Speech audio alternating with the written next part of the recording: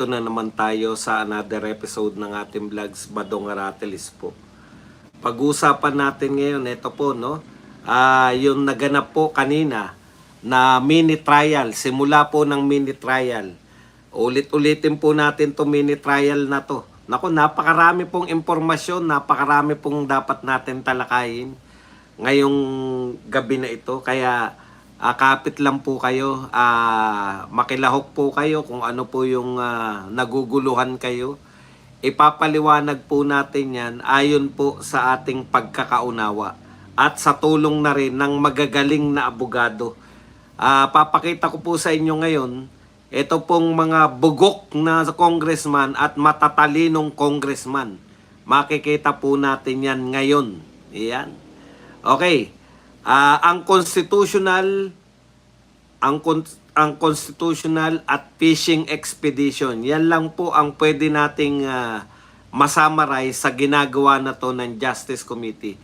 At ang gaganda po, naglabasan po, sabi naman sa inyo, pagka panahon po ng impeachment, wala po tayong magagawa, lalabas at lalabas po ang magagaling mga mahuhusay na abogado. Yan po mga pag-uusapan natin, paano natin nasabi na ang constitutional, paano natin nasabi na fishing expedition lang ang kanilang ginagawa. Pero bago yan, kung bago ka pa lang dito sa ating channel, mag-subscribe ka na. Dahil ito lang ang tanging channel na may kinikilingan, may pinapanigan, una sa balita, huli sa impormasyon. Kaya ano pang hinihintay nyo? Pindot na. Okay. Ayusin lang natin. Alam po ninyo, ang ganda po, masarap manood. Mabubisit kayo lahat ng emosyon. Makikita nyo po harap-harapan kung paano po nila binababoy yung ating saligang batas, no? Kaya nga sabi sa atin, ito talaga yung labanan talaga to ng constitutionality. Okay. Bago ko simulan mga kapatid, may papakita muna ako sa inyo. Ito po pagkakaiba ng mga bugok na congressman at matalinong congressman. Ito po, wag na tayo magpaligoy-ligoy. Ito po yung halimbawa ng bugok na congressman. Pasensya na kayo kung panapanahon gaganituhin po natin. Ito po, yan po. O yan, no? Larawan na larawan ng isang bugok na congressman.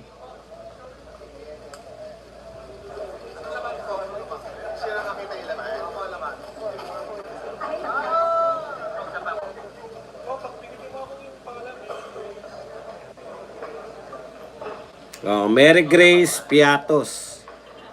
Di ba? Ang talino niya, no? Ayan. Hindi niya napupuna, inuutulang siya ng mga reporter. Ayun, pati yung pagganon. Ayun, di ba? Ganyan po ang mga utuing congressman. Mga walang bait sa sarili. Yan, may dala-dala. Gusto niyo pong makita? Eto po, bit-bit ko. Ito po yung laman, no? Mary Grace Piatos. Anong katuturan yan? May crisis na tayo. Gusto nyo tanggalin yung Vice President ng katiwiran nyo. Mary Grace Piatos. Pakinggan mo ko. Tabingi. Bugok kang congressman. Ito naman po ang halimbawa ng matalinong congressman. Tignan nyo po kung paano. Ito pong congressman na to, na bad trip ako kasi tuwan-tuwa ako rito dahil pinagtatanggol si BP Sara. Pero nung nagbotohan, pumabor sa impeachment ni BP Sara. Ngayon po, hanggang botohan po, siya lang po yung tanging congressman sa Justice Committee na nag-o-oppose po dito po sa mga ginagawa ng Justice Committee. Pakinggan nyo po ito, mamaya po natin susuriin. Hindi po yung unang congressman ang makikita nyo. Hindi pa po yan yung matalinong congressman. Yung nagtatanong po dyan sa tao na yan. Dahil yan tao na yan, Kasama lang yan po nung unang nag-Mary Grace Piatos na congressman. Teka, lalakasan lang po natin. Importante marinig nyo to eh. O, play natin. Redon versus Rufus Rodriguez.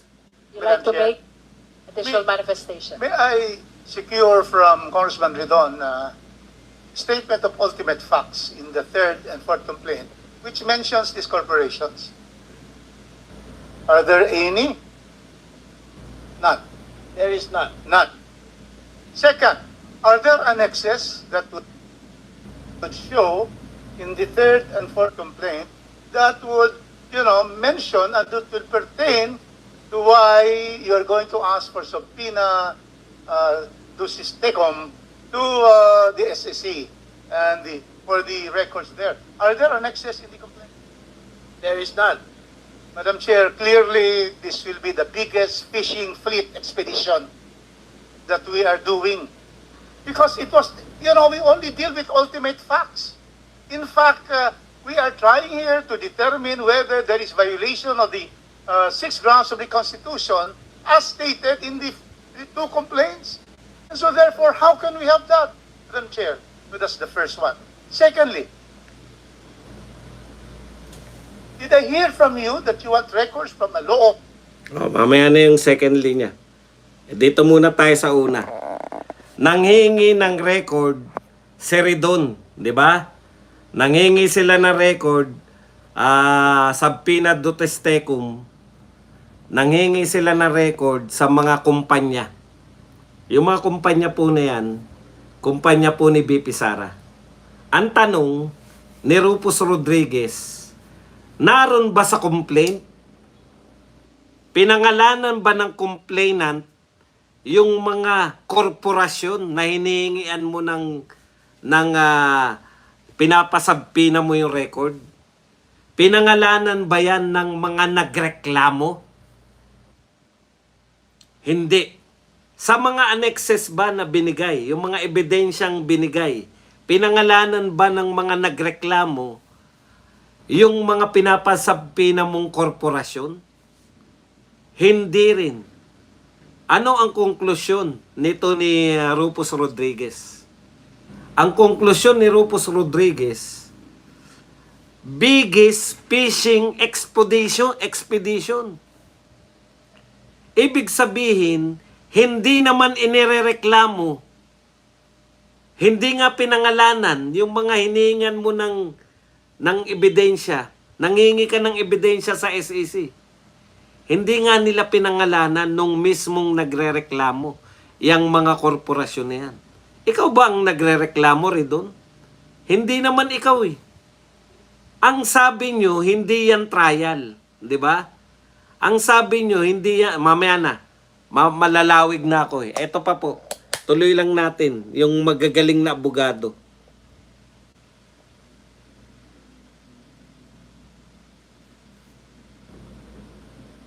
Office. I heard something because this is new to us. This is a surprise to us, all of us here, that they are now a subpoena for entities that are not included in the complaint. So are you saying there's something about a law office? To be clear, these are in the SALN of the Vice President for 2023 and 2024. So I think there is nothing that prevents this committee from basically issuing subpoenas on documents that are actually public documents, Madam Chair.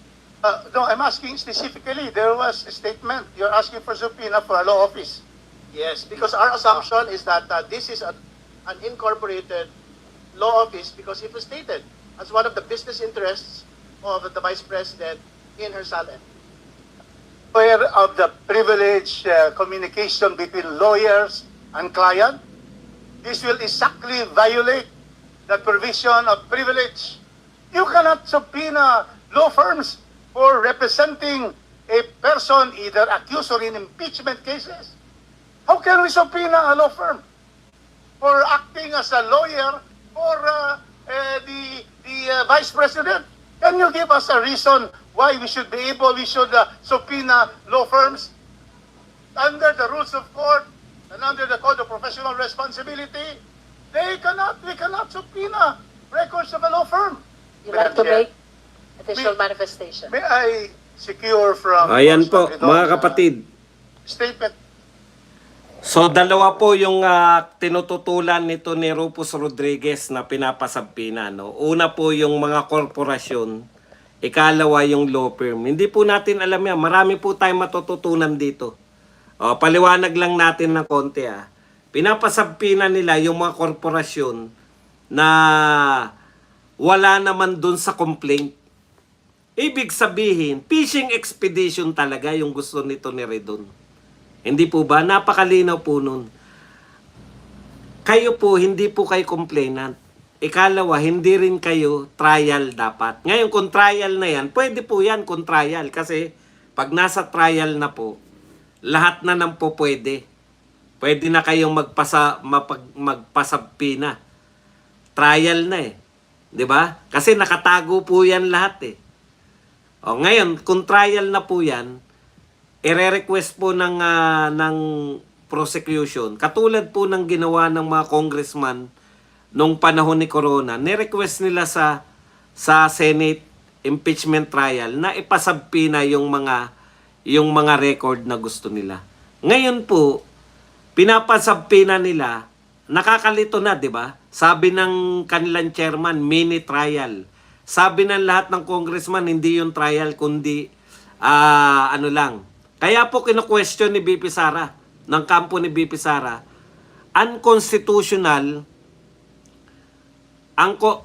hindi po na bumuboto po na against si bumuboto po na against si Rodriguez. Kaya naniniwala po tayo. Dahil nga dati pinagtatanggol niya si BP Sara pero nung butuhan bumoto siya ng yes. Ngayon, ang tingin ko, talagang totoo po kasi din po yan ng law school eh. Hindi po siya papayag na lahat po ng pinag-aralan niya sa college at ng kanyang mga itinuturo sa mga law student ay babaliin niya. Hindi po obra. Simple lang po yan eh. Mananatili po siyang kagalang-galang si Rufus Rodriguez kaysa ngayon na babaliin niya po yung mga rules ng law. Eto ng mga to, sila Redon, hindi naman po mga naging din yan eh. Si Rodriguez lang po, si Rufus Rodriguez lang po, ang talagang kapitapitagan dyan. Pag naging din ka po ng isang kolehiyo, ng College of Law, talagang hindi mo po ipagpapalit kahit na ano pa. Yung pagiging din mo. Kasi ano na yan eh, habang buhay mo ng taglay-taglay. Anyways, balikan lang po natin yung kwento. Ibig sabihin, ang dami nilang pinasasabpinan na record na hindi naman po talaga kinakailangan dapat. Di po ba? Bakit po nila kinakailangan ipasabpina yung mga record? Sinabi na nga nila na sufficient in substance. Sa madaling salita, ang magpapasabpina lang po ng mga records, korte. This time po, impeachment court. Hindi naman po sila korte. Ang katwiran dyan ni Beatrix Luistro, kaya sila magpapasabpina kasi mini trial yung gagawin nila. Kaya pinangangatwiran niya yung sabpina. Ngayon, nung may nagko-question sa trial, hindi naman daw trial yan. Hindi naman daw yan trial yung ginagawa nila. Kung hindi trial yan, bakit kayo nagpapasabpina? Hindi naman pala korte yan. Kaya yan, malinaw po, unconstitutional. Yan po yung pananaw ng mga abogado ni BP Sara. Yan po ay isang unconstitutional. Okay. So, sabi rin ni Rufus Rodriguez, at wala po nakapalag, pwede pong hindi umattend si BP Sara. Karapatan po yan ng isang akusado na hindi umattend. Di po ba? Okay. May maganda pong sinabi, binasahan po tayo ng abogado ni BP Sara ng probisyon ng konstitusyon. Gusto ko rin pong ipakita sa inyo yung probisyon ng konstitusyon na yun para malinaw po sa atin ang lahat na ito po ay hindi po naghanap lang ng technicalities yung mga tauhan po ni BP Sara o yung mga abogado po ni BP Sara. Hindi lang po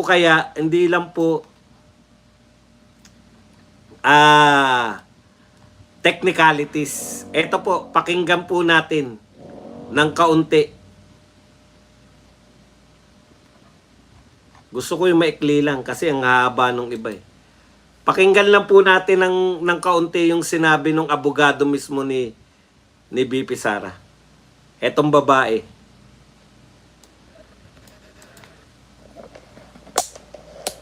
Pasensya na po kung medyo malikot tayo ngayon. Kasi gusto ko po marinig sa mga bibig nila eh. The statement that what is being done at the committee level sa preliminary investigation, they may be referring to the comparison of the committee level proceeding as akin to a preliminary investigation.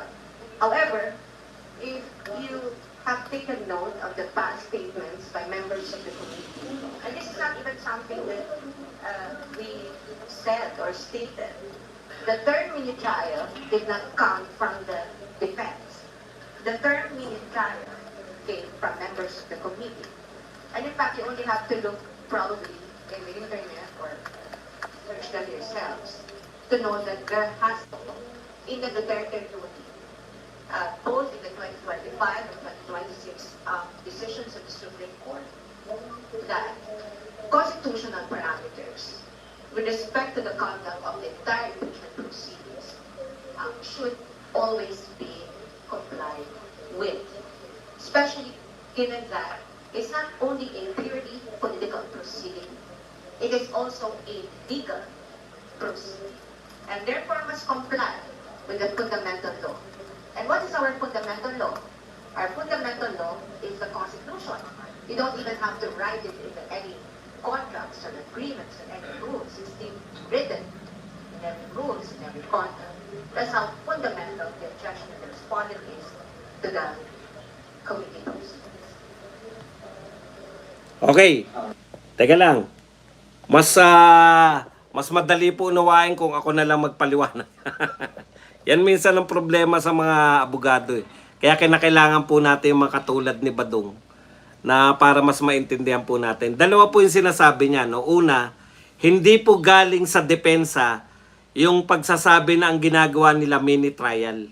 Yan po ay sa bibig mismo ni Beatrix Luistro. No? Okay. So, ang mini trial na yan, galing yan kay Luistro. O ikalawa, ang sinasabi nito ng attorney season, abogado ni BP Sara, na ito po, yung trial po, ang pwede lang po mag-trial ayon sa konstitusyon, Senado lang po. Ngayon, paulit-ulit, kung nakinig po kayo kanina, dyan po sa sinasabi po sa Justice Committee, meron po silang paulit-ulit na sinasabi. Ang sinasabi po nilang paulit-ulit ay eto. Yun daw pong ginagawa nila, hindi naman trial yan, kundi parang preliminary investigation. Okay. Preliminary. So, hindi daw dapat talaga kino-cross-examine yung mga etong mga testigo. Kasi preliminaries lang eh. O, ngayon, sinagot po yan ito ni Season. Sabi ni Season, kung yan po ang batayan nyo, yung preliminaries, ang gagawin lang po dyan, titignan po yung affidavit at counter affidavit at mula po doon sa evidence in hand, magpapasya po kung may grounds for impeachment o kung may probable cause for impeachment. Nilinaw po niya yung evidence at hand. So hindi po yung prosecutor, 'di ba? Total inalimbawa nyo na preliminaries eh. Hindi po pala ginagawa, may natututunan tayo dito.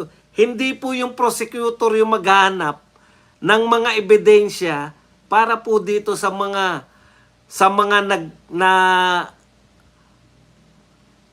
nagsampa ng reklamo.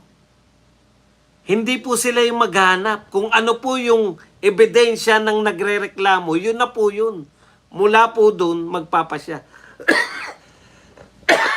Kaya nga po yung tanong ni Rufus Rodriguez, doon ba sa sinasabpinan yung korporasyon, nakalagay yun sa reklamo? Yung pangalan ng korporasyon ba na yan, nakalagay sa reklamo ng nagrereklamo? Pinangalanan niya ba? O bakit kayo hihingi ng ebidensya?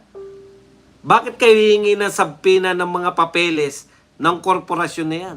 Hindi naman pala nakapangalan. Tapos pinapasabpinan nyo rin yung law firm. Anong ipapasabpinan nyo sa law firm?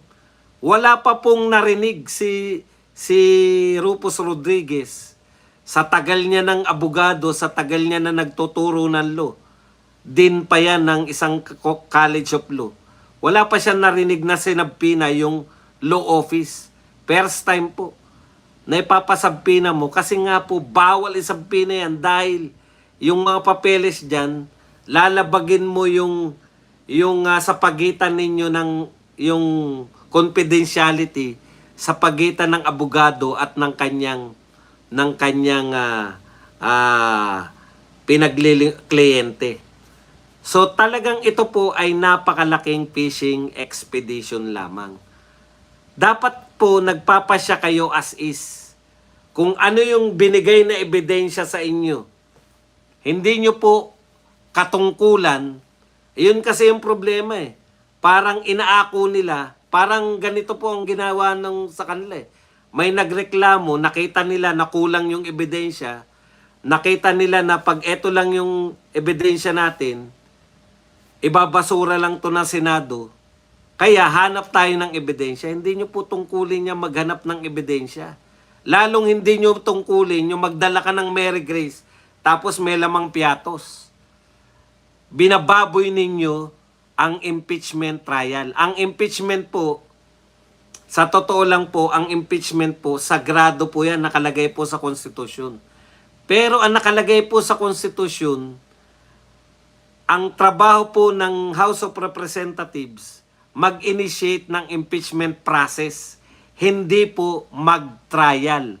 Hindi rin po sila mismo yung maghanap ng ebidensya. Kinakailangan po pagpasyahan nila yung reklamo kung may ebidensya yan o wala. Kasi kung wala pong ebidensya, ibasura po ninyo yan. Yun po yun.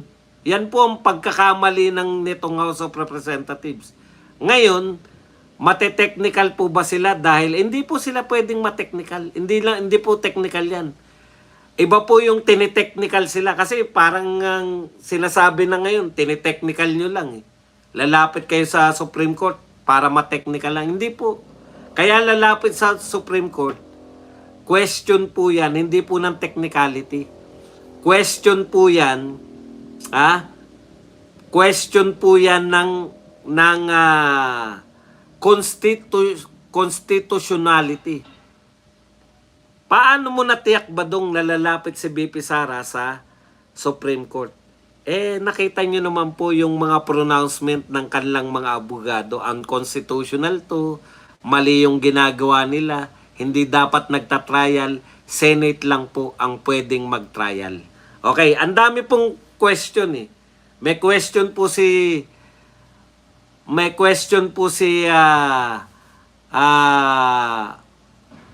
Robin Padilla. May impeachment pa rin kahit may emergency.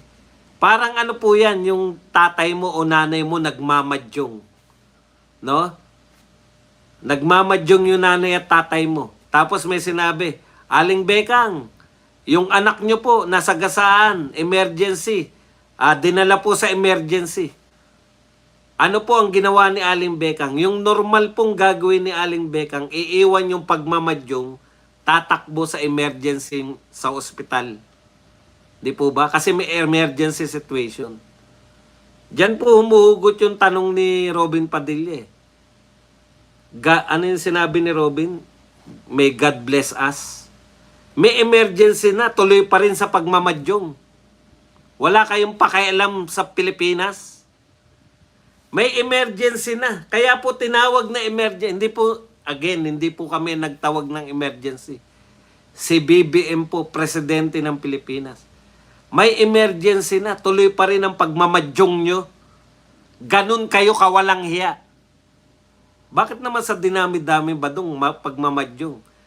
Sa laula pa nga sa pagmamadyong yung ginagawa namin. Buti nga, pagmamadyong lang ginawa ko. Hinalimbawa ko, pagmamadyong lang.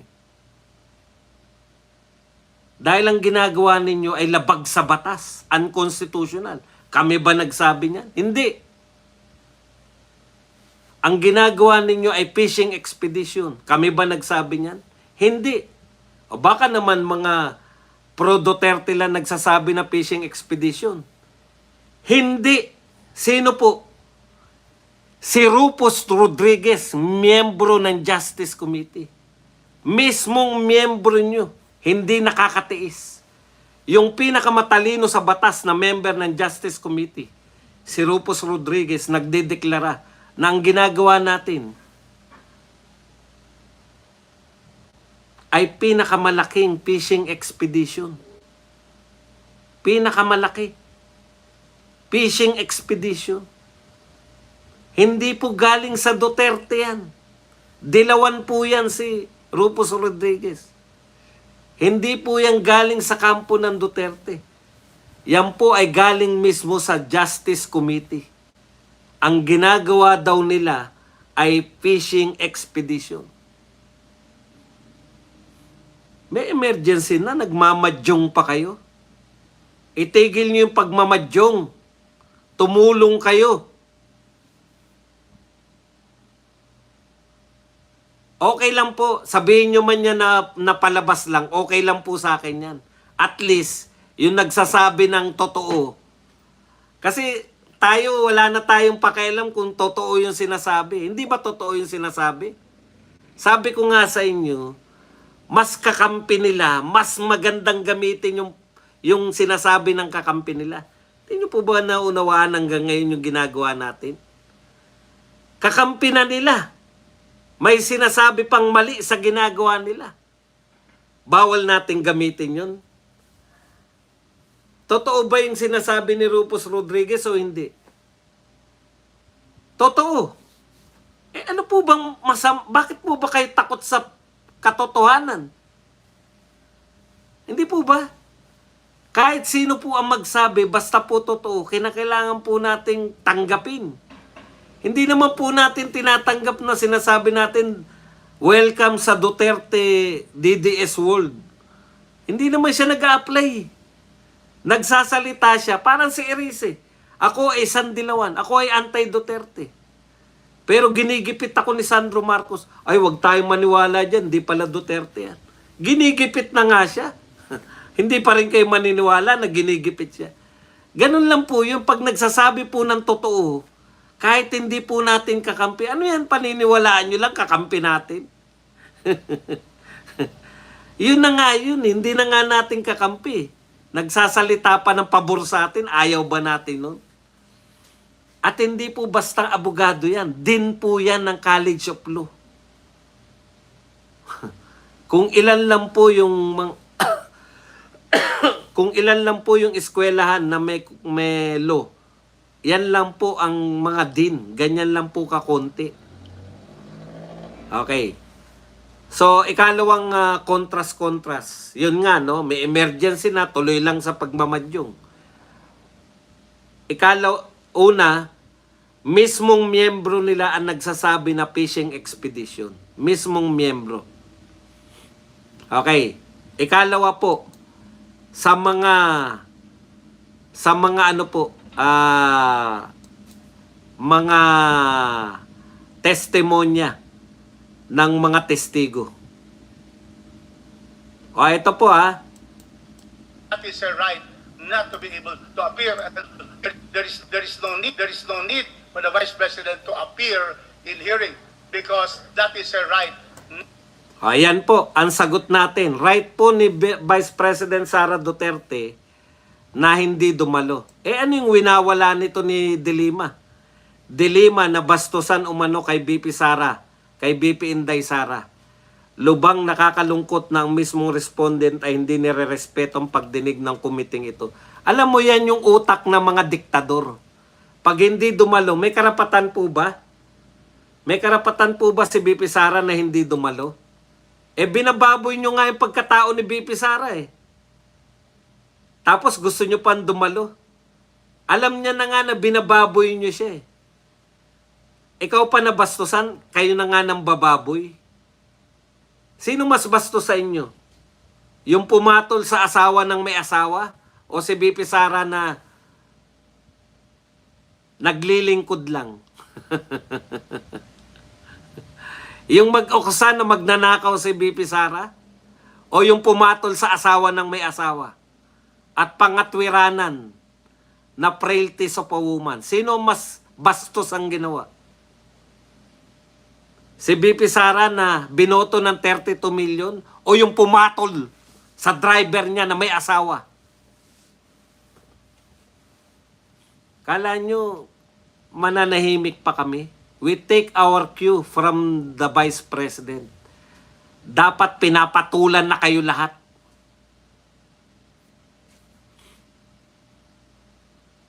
Ang tindi ng mga salita mo.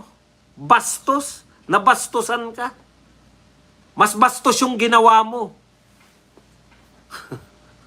Hindi lang dumalo eh.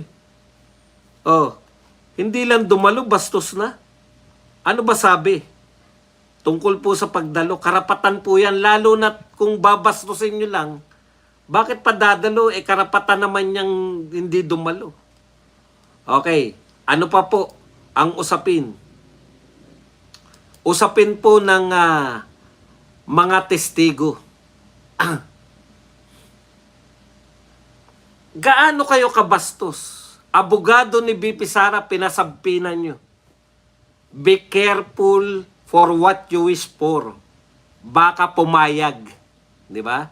Pinasabpinan nila si POA. Gagawin nilang, anong tawag dyan? Yung witness na, gagawin nila si POA na, may tawag, nakalimutan ko na naman eh.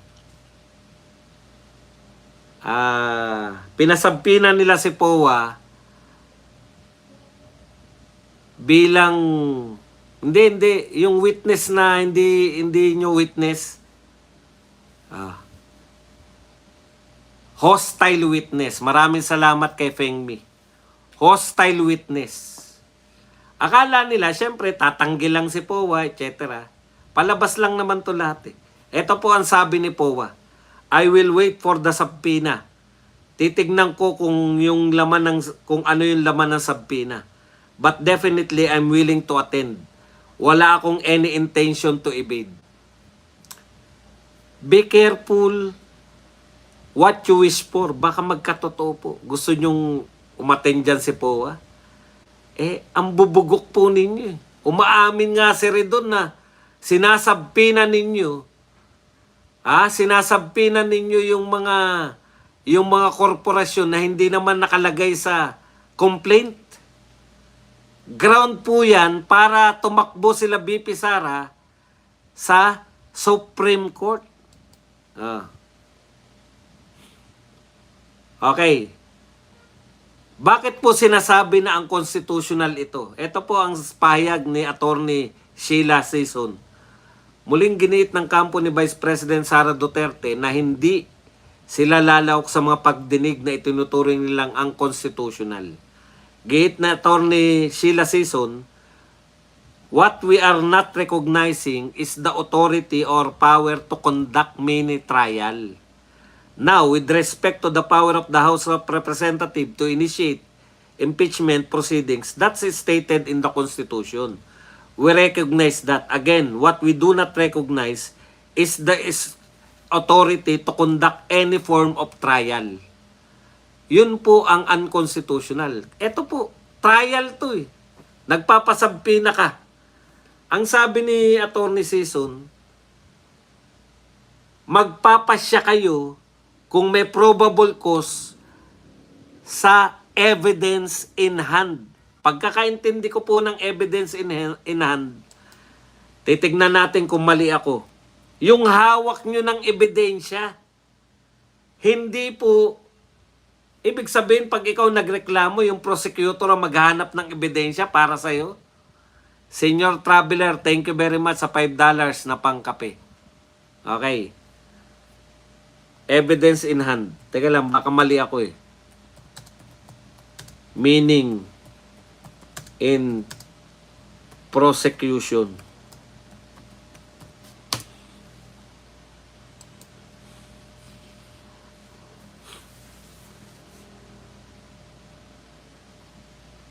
Ito, evidence in hand in prosecution generally refers to the evidence currently available and ready to be used by the prosecutor to support a criminal charge. Dito po, magpasya kayo mga prosecutor sa evidence in hand, hindi po yung evidence na kukunin nyo by way of mini trial. Tapos, pag lumapit po si BP Sara sa Supreme Court, sasabihin nyo, naghahanap lang ng technicalities. Masama po bang maghanap ng mga nilalabag nyong batas? Kayo po ang gumawa niyan eh. Kayong nagtatrial eh. 'Di ba? May nagreklamo. Ano ba pakialam nyo sa nagrereklamo? Dapat wala. Dapat titignan nyo yung reklamo ba nila may sustansya. Yung reklamo ba nila parang gatas ng ina. Kompleto na. Meron ng sustansya dyan. Wala na kayong hanapin pa. Kasi po, kung okay sana tong reklamo nyo, kaya lang kulang ng mga ebidensya, bayaan nyo magta-trial, mini-trial tayo para makakuha tayo ng ebidensya. Yun po yung mali. Kunwari po, yung kanilang evidence, yung kay Madriaga, yung kanyang mga affidavit, meron naman pala na kayong ebidensya. O di okay na yan. Tsaka kayo magre-request, di ba? Alam niyo yung ibig sabihin? I-re-request nyo ngayon kasi kayo ang magiging prosecutor eh. Sabi nga nyo, meron na kayong 1/3 votes. Ipasa nyo na sa Senado. Hindi nyo na nga dumalo si BP Sara. Ano po ibig sabihin ng hindi pagdalo ni BP Sara? Kung ano na lang po yung binigay namin. Kung ano na lang yung binigay namin, yun na yun. Bakit nangangailangan? Oh, bastos yan, hindi kami dinaluhan. Sino po may sabing dapat dumalo dyan si BP Sara? Hindi ba nga, kung hindi dumalo, kasalanan mo yan, BP Sara, pagpapasya na namin to ayon dito sa ebidensyang hawak namin. Kasi ayaw mo sagutin eh. Sumagot nga eh. Sabi niya nga, ad cautelam eh. Sabi niya nga, dadaling ko kayo sa Supreme Court eh. Di po ba? Okay. Ito pong hawak nilang ebidensya, yan po yung pinagpasya nila na may substance. O di yan na po yung pagpapasya nyo, yan na po yung ipepresent nyo. Ngayon, saan po magaganap yung additional evidence? Yan po, magaganap na yan sa Senado. Katulad ng mga nauna sa inyo. Nanghingi po yung mga nagsampa ng reklamo, impeachment kay Corona, nanghingi po sila ng salin ni Corona sa impeachment court. Kwento ko nga kanina kasi natatandaan ko pa yan eh. Pagdating sa mga congressman nung salin ni Corona, para daw hayok na hayok eh. Kasi magre-request ka eh. Kung anong gusto mong ipasabpina eh. Yan po yun. Dapat po yung mga sabpina na yan. Nagaganap po yan doon na mismo sa inyong sa Senate as impeachment court. Kaya pag nilapit po to sa Supreme Court Part 2, wala pong magagawa ang Senate kasi kung hindi makakarating sa kanila eh. Kung makakarating man sa kanila, pagpapasyahan nila yan. Halimbawa, sinabi ng Supreme Court na illegal yung ginawa nilang mini trial. Hindi po kasalanan ng Senate yun. Hindi nyo pwedeng sabihin ng Senate na may kasalanan nun. Kayo may kasalanan yan. Gumagawa kayo ng unconstitutional. Hindi nyo nga makumbinse yung member ninyo eh. Paano nyo pa kukumbinsihin yung mga senador na tama yung ginagawa nyo? Ayan. Sa philstar.com po, Vice President Sara Duterte signaled Wednesday, March 25, it is open to challenge the House impeachment proceedings before the Supreme Court. Yari na naman kayo. Unconstitutional yung ginagawa nyo. So ang haba-haba ng mga paliwanagan nyo, mauuwi lang sa constitutional ba yan o hindi constitutional. Kasalanan po yan ni Dilima, ni Abante, at saka ni, sino yun, si Ortega. Sila yung anong tawag doon? Sila po yung sponsor eh. Yun naman pala, alam na alam nyo pala na kulang yung ebidensya nyo. Bakit nagsampa kayo agad? Bakit hindi muna kayo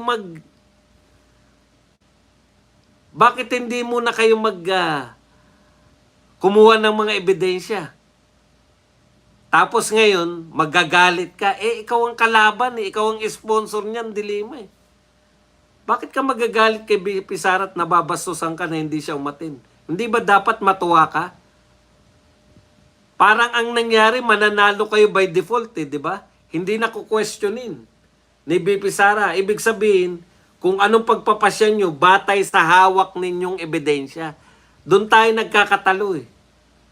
Ayaw nyong pagpasyahan batay sa evidence in hand. Ayan no, niresearch ko na nga yan. No? Totoo yung hinala natin. Literal yan. Evidence in hand in prosecution generally refers to the evidence currently available and ready to be used. Tanong, currently available ba yung hinihingi nyo? Hindi. Kung hindi pala currently available, di dapat ibasura nyo yan. Di ba? Kung nakabatay ang inyong ebidensya doon sa kukunin pa lang at hindi sa testimonya ni Madriaga. Hindi po ba may testimonya si Madriaga? O meron naman palang testimonya eh.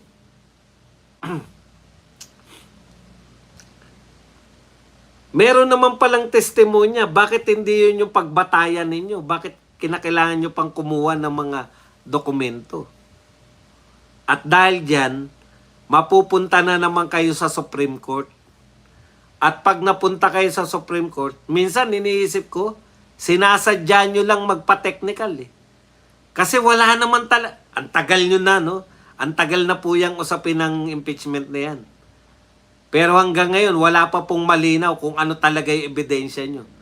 Puta, Mary Grace Piatos nga na hindi ebidensya, pinagkakalat nyo. Yan pang meron kayong ebidensya. Wala talaga kayong ebidensya. Yan ang katotohanan. O ngayon, sasabihin nyo na lang, dahil mahina talaga yung kaso nyo, sinasadya nyo na lang yan. Ako, pag pumunta sa Supreme Court si BP Sara, pinagpasya na yung Supreme Court, ano po ang pananaw ko diyan? Sinasadya na po ng netong mga congressman para hindi po sila nakakahiya. Sabihin nila, ang lakas ng namin, ng laban namin kay BP Sara, pero technical na naman kami. 'Di ba mas maganda 'yun? Kumbaga natalo ka, hindi ka natambakan dahil nagpa-default ka. Nanggulo ka. Ebidensya nyo yung daladalang piatos ni nung mukhang tukmol. Nagmumukha ka lang bobo dyan. Alam mo, kung nagpapatawa ka at hindi nakakatawa, mukha ka lang tanga. Tabingi. Hindi ka, nagpapatawa ka, hindi ka naman komedyante.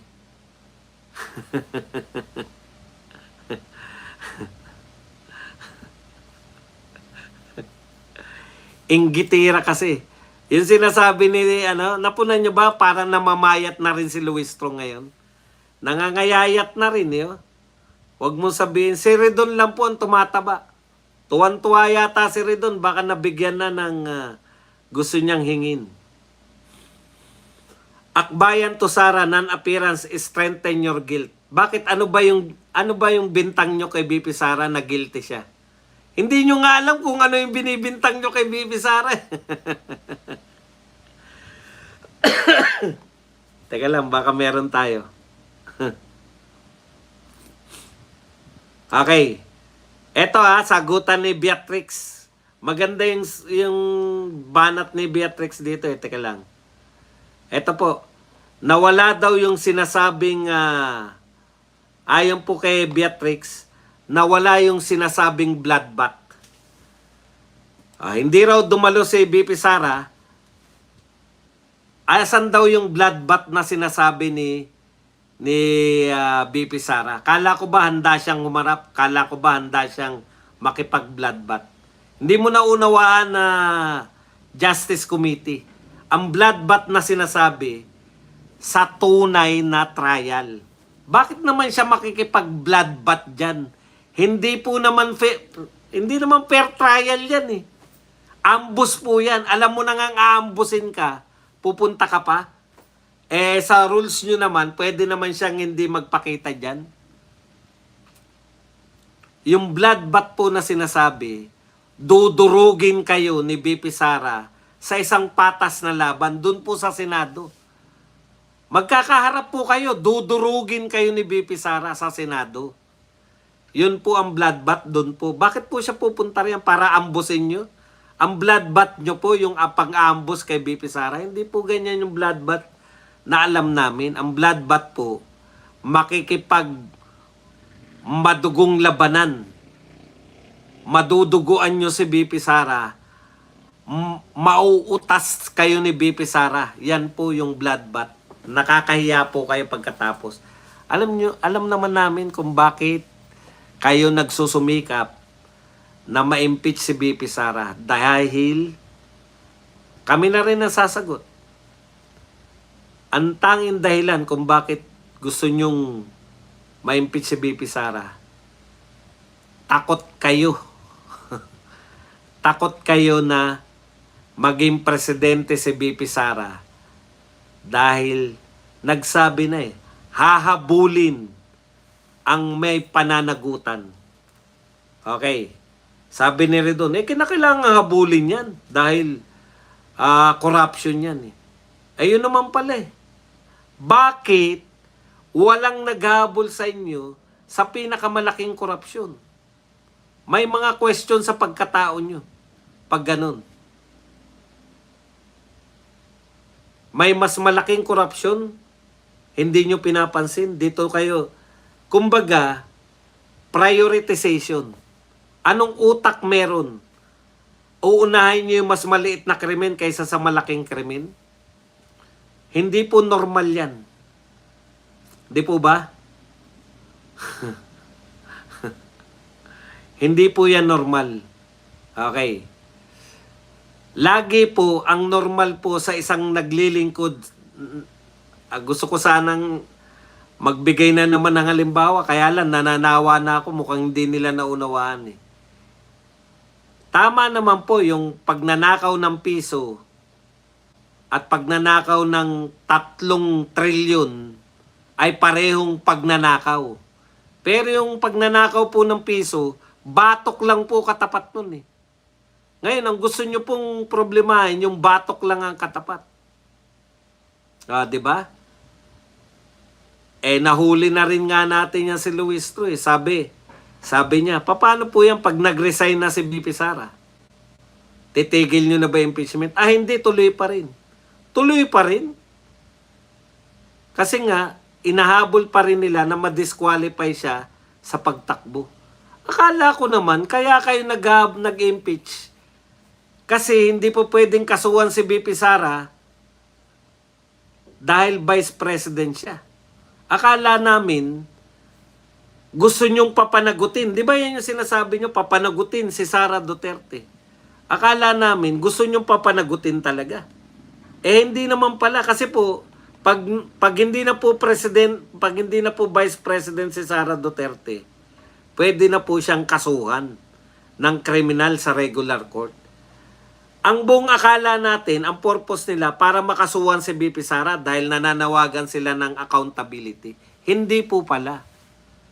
Ang habol pala nila, kahit mag-resign daw si BP Sara, tuloy pa rin yung impeachment, ang habol daw nila, para madeklara si BP Sara na habang buhay ng bawal tumakbo. Iba yung purpose ninyo. Politika lang talaga. Wag lang makatakbo bilang presidente. Hindi accountability. Kasi kung accountability, hay salamat nag-resign na. Ngayon, pwede na namin siyang sampahan ng mga reklamong kriminal sa proper court. Hindi po yun ang purpose nila. Ang purpose nila, hindi makatakbo si BP Sara. See? Ang laki po ng diferensya, di ba?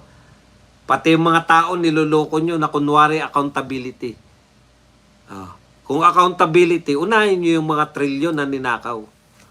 Mga kapatid, bagamat tayo po ay nag-enjoy dito po sa ginagawa natin, tapos na po ang ating oras. Pwede na po